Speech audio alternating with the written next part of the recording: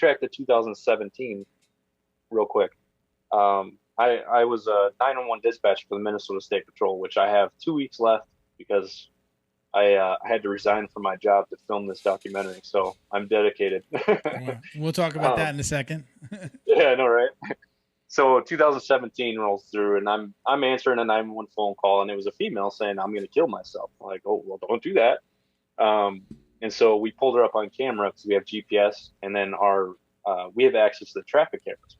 So I pulled her up on the camera, and she's standing there on the edge of the bridge.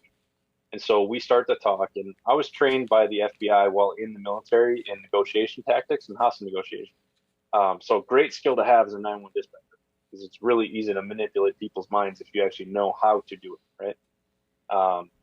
So I was talking to her, and eventually it got to the point where she mentioned something about the military. I was like, "Are you a veteran?" She's like, "Yeah." I was like, "I'm an Air Force veteran." And she's like, "Oh, I thought you said you were a veteran," right?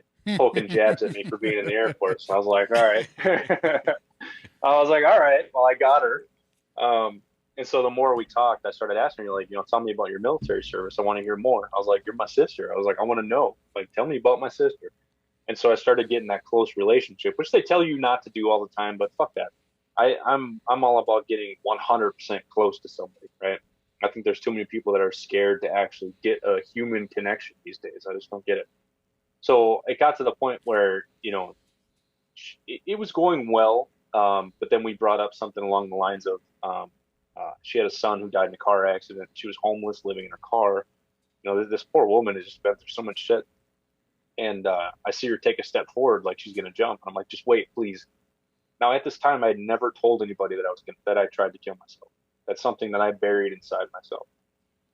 And I told her, I was like, 2 years ago, um, I put a gun to my head and I pulled the trigger. And I've been trying to figure out why I'm still alive. And for some reason, I can never put two and two together to find out why that gun didn't go off. And I was like, maybe this is it.